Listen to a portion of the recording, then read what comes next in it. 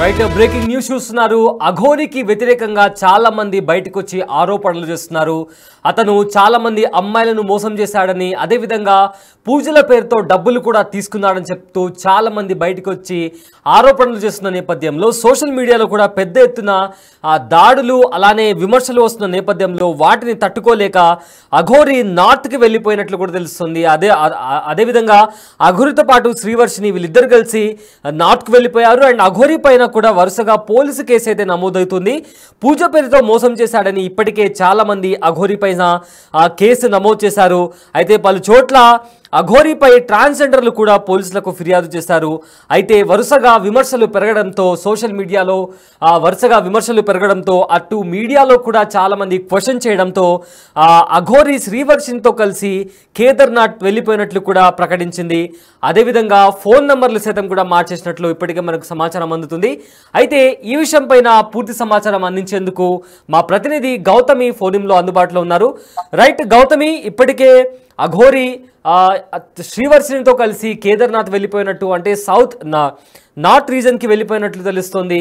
So దీనికి సంబంధించి ఉన్న అప్డేట్స్ ఏంటి? రైట్ సయ్యద్, ఇప్పటికీ మనం చూస్తూ ఉన్నాము అఘోరి అలియాస్ శ్రీనివాస్ పైన అయితే గత కొన్ని రోజులుగా తీవ్రమైన విమర్శలు అలాగే దాడులు కూడా జరుగుతున్న పరిస్థితి మనకు కనిపిస్తుంది. అటు హిందూ సంఘాలు కావచ్చు, లేకపోతే ట్రాన్స్జెండర్స్ వ్యవస్థ కావచ్చు, ప్రతి ఒక్కరు కూడా ఈ రోజు తన పైన నెగిటివ్ గా ఉన్న పరిస్థితులు కనిపిస్తున్నాయి. దీనికి ముఖ్యంగా ప్రధాన కారణం అని కూడా చెప్పుకోవచ్చు. తను చేసిన అక్రమాలు కావచ్చు, తను చేసిన డబ్బులు దోచుకునే విధానాలు కావచ్చు, అలాగే ఇంకెంతమంది బాధితులు ఉన్నారో వాళ్ళందరూ కూడా బయటకు వస్తూ ఉన్నారు. అండ్ ఇలా ఇదే కాకుండా అమ్మాయిల్ని మోసం చేసి పెళ్లిళ్ళ మీద పెళ్లిళ్ళు చేసుకోవడం కావచ్చు. ఈ రోజు ఆ భార్యలు కూడా తన భార్యని నన్ను కూడా మోసం చేస్తాను అని చెప్పి వారు కూడా బయటికి రావడం, ఇదంతా కూడా ఇంత తీవ్ర స్థాయిలోని విమర్శలు తలెత్తడానికి మెయిన్ రీజన్ తను చెప్పుకున్న ఈ సనాతన ధర్మం ఏదైతే ఉందో దాన్ని నేను కాపాడడానికి వచ్చాను, గుళ్ళు ధ్వంసం అవ్వకుండా దేవాలయాలు కాపాడడానికి వచ్చాను, గో సంరక్షణ అని చెప్పుకుంటూ ఏదైతే జనాలందరినీ కూడా మభ్య పెట్టి జనాలందరినీ తన వైపు తిప్పుకునే ప్రయత్నం చేశాడో, ఈ రోజు అది కాకపోగా ఇలాంటి మోసాలకి తెరదేపడంతోనే జనాలందరూ కూడా తీవ్రమైన విమర్శలు అలాగే దాడులు చేసిన పరిస్థితి కనిపిస్తుంది. అయితే తినే కాదు, తిలాగి ఎవరైనా సరే ఈ భక్తి ముసుగులో ఎవరు వచ్చినా సరే ఈ రోజు అందరూ కూడా కళాఖండిగా ప్రశ్నించే పరిస్థితి కనిపిస్తుంది. అయితే ఇటు నిన్న మనం చూసాం, అందరూ కూడా ఇదే విధంగా ప్రశ్నించడం కావచ్చు, లేకపోతే డిబేట్స్ పెట్టడం, మాట్లాడడం, అవన్నీ కూడా శ్రీనివాస్ వాచ్ చేస్తున్నాడు అన్నది నిన్న తను రిలీజ్ చేసిన వీడియోలో క్లియర్ గా అనిపించింది. ఎందుకంటే తన పైన వస్తున్న మాటలు, పెద్ద ఎత్తున విమర్శలు, అన్నిటికీ కూడా మేము సిద్ధంగా లేము, మా బతుకు మేము బతుకుతున్నాము, మమ్మల్ని వదిలేసేయండి, మేము ప్రేమించి పెళ్లి చేసుకున్నాము, మా వల్ల ఎవరికి నష్టం జరగలేదు కదా, మా వల్ల ఎవరికి కూడా ఎటువంటివి జరగలేదు కదా, మా జోలికి ఎందుకు వస్తున్నారు అని చెప్పి అటు వర్షిని మాట్లాడిన మాట తీరు కావచ్చు, అలాగే శ్రీనివాస్ మాట్లాడిన మాటలు కావచ్చు, ఇద్దరు కూడా ఇక్కడ నుంచి అటు ఏపీ తెలంగాణ వచ్చేదే లేదు. ఈ వాళ్ళు ఎక్కడైతే ఇప్పుడు ఉన్నామో కేదార్నాథ్, అంటే నిన్న మధ్యప్రదేశ్ లో ఉన్నామని అయితే చెప్పుకొచ్చారు. సో అక్కడి నుంచి ఇప్పుడు మొత్తం నార్త్ సైడ్ మేము ఇక్కడ ఉంటాము అని చెప్తూ ఉన్నారు. అయితే ఇటు ఏపీ తెలంగాణలోనే ఇన్ని మోసాలు చేశాడంటే ఇంకా నార్త్ సైడ్ ఎంతమందిని పెడుతున్నాడు, నార్త్ సైడ్ ఇంకెంతమంది అమ్మాయిల్ని వశపరుచుకున్నాడు, అంటే యూజ్ చేసుకున్నాడు, ఇంకెంతమంది పూజలు చేస్తానని చెప్పి డబ్బులు తీసుకున్నాడు అన్న విషయాలపైన కూడా ఇంకా శ్రద్ధ పెట్టాల్సిన అవసరం ఉంది. ప్రెసెంట్ ఇక్కడైతే తను వస్తే అందరూ కూడా తరిమి కొట్టే పరిస్థితి కనిపిస్తుంది. ఇప్పటికీ అటు ట్రాన్స్జెండర్స్ వ్యవస్థ కావచ్చు, హిందూ సంఘాలు కావచ్చు, ప్రతి ఒక్కరు కూడా తన పైన కేసులు నమోదు చేయడం కూడా జరిగింది. ఇటు అన్ని సెక్షన్స్ కింద, అంటే వర్షిణిని తీసుకెళ్లిన దగ్గర నుంచి కిడ్నాపింగ్ కేసు కావచ్చు, లేకపోతే ఇటు డబ్బులు తీసుకొని మోసం చేశారు అన్న కేసు కావచ్చు, అలాగే ఇంకా చాలా కేసులు, ఇటు ట్రాన్స్జెండర్స్ కూడా వాళ్ళ కేసు పెట్టడం జరిగింది. అండ్ నిన్న అఘోరా అఖాడా నుంచి కూడా తను అఘోరా కాదు అని చెప్పడం, ఇలా పలు రకాల కేసులు ఒక్కసారిగా దాడి చేయడంతో ఇంకా శ్రీనివాస్ కి అర్థమైపోయింది, మొత్తం కూడా ఇక్కడ నెగిటివ్ అయిపోయింది. ఈ రోజు ఎవరు కూడా తనకి సపోర్ట్ చేసే దాఖలే లేవు. అటు ఎవరి దగ్గర తను ఆశ్రయం కోరినా సరే ఎవరు కూడా తనకి విరుద్ధంగానే ఉన్న పరిస్థితి కనిపిస్తుంది. మరి నేను ఇక్కడికి వచ్చేది లేదు అని తెలుస్తుంది. అయితే ప్రెసెంట్ ఈ కేసులన్నీ కూడా అతనికి బిగుసుకున్నాయని చెప్పాలి. ఇప్పటికి పోలీసులు కూడా తన గురించి వెతుకుతున్నారు అన్న సమాచారం కూడా అందుతుంది. అయితే ముఖ్యంగా ఇప్పటికీ కూడా వాళ్ళు దొరకకపోవడానికి కారణం ఏంటంటే తనకి పలు రకాల, అంటే నిన్న విష్ణు కూడా బిగ్ టీవీతో ఎక్స్క్లూజివ్ గా చెప్పడం జరిగింది, దాదాపు తనకు ఒక 10-15 మొబైల్ ఫోన్స్ ఉన్నాయి, ఎప్పుడు ఏ ఫోన్ వాడతాడో కూడా తెలియదు అని చెప్పడం జరిగింది. సో దీన్ని బట్టి సరిగా తన నెంబర్ ని ట్రేస్ చేయడం కానీ, లేకపోతే సరిగా వాళ్ళు ఏ లొకేషన్ లో ఉన్నారన్నది కానీ తెలుసుకోలేకపోవడానికి కూడా ఇది వన్ ఆఫ్ ద రీజన్ అన్నట్టు కూడా ఇక్కడ క్లియర్ గా కనిపిస్తుంది. సయ్యద్, ఏది ఏమైనా సరే డెఫినెట్ గా పోలీసులు అయితే శ్రీనివాస్ ని పట్టుకోవడానికి ఆల్రెడీ రంగం సిద్ధం చేసినట్టు కూడా తెలుస్తుంది. తన పైన ఉన్న కేసులు కావచ్చు, ఇంకా మరికొన్ని కేసులు కూడా నమోదయ్యే అవకాశాలు కూడా ఉన్నాయి అన్నట్టు కూడా సమాచారం ఉంది. Syed, right, thank you Gautami for the update. So present Gautami ఇచ్చిన ఇన్ఫర్మేషన్ ప్రకారం అఘోరీ పైన పోలీసులు కేసు ఫైల్ చేస్తున్నారు. చాలా మంది బయటికి వచ్చి అఘోరీ పైన ట్రాన్స్జెండర్లు కావచ్చు లేదా మోసపోయిన వాళ్ళు కావచ్చు బయటికి వచ్చి అఘోరీ పైన కేసు బుక్ చేస్తున్నారు. అదేవిధంగా ఇది సోషల్ మీడియాలో కూడా అఘోరీకి అగెయిన్స్ట్గా పెద్ద ఎత్తున విమర్శలు వస్తున్న నేపథ్యంలో ఆ విమర్శలు ఆరోపణలు తట్టుకోలేక అఘోరీ నార్త్ రీజన్లో నార్త్కి వెళ్ళిపోయినట్లు కూడా ఇప్పటికే తెలుస్తుంది. అయితే తనపైన వచ్చిన విమర్శలను అఘోరీ కూడా రెస్పాండ్ అయింది. దానికి సంబంధించి ఉన్న అసలు యాక్చువల్గా అఘోరీ ఏం చెప్పింది, తనపై వస్తున్న ఆరోపణలకు సంబంధించి అఘోరీ ఏం చెప్పిందో ఒకసారి విందాం. హర్ మహాదేవ్.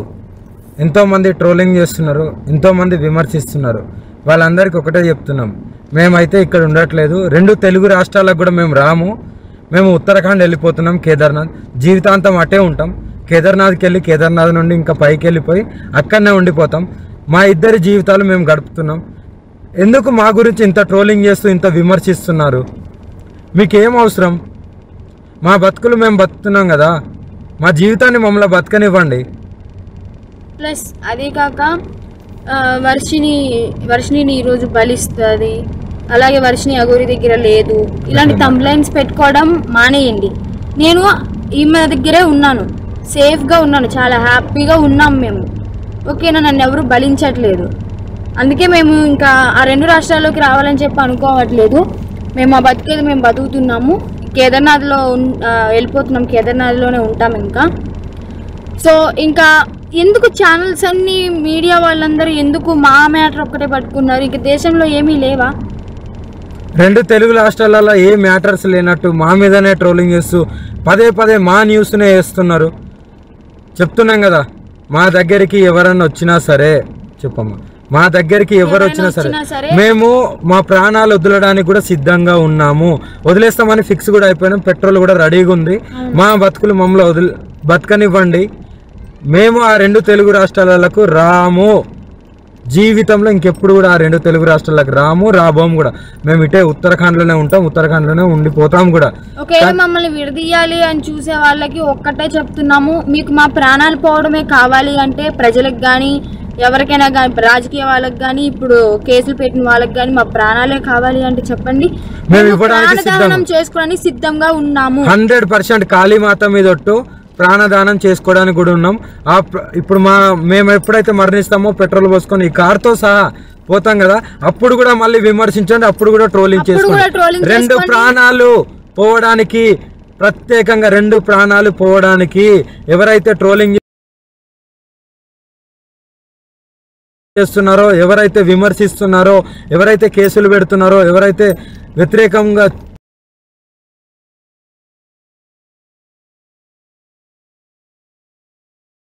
చూస్తున్నారో వాళ్ళందరికీ చెప్తున్నాము, దొంగ కేసులు పెట్టిన వాళ్ళకి కూడా చెప్తున్నాం, 2 ప్రాణాలు పోవడానికి మీరే కారణం.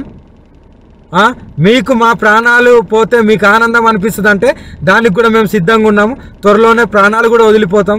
ఎవరైనా మమ్మల్ని పట్టుకోవడానికి వచ్చినా, మా దగ్గరికి వచ్చినా సరే మా ప్రాణాలు వదలడానికి సిద్ధం.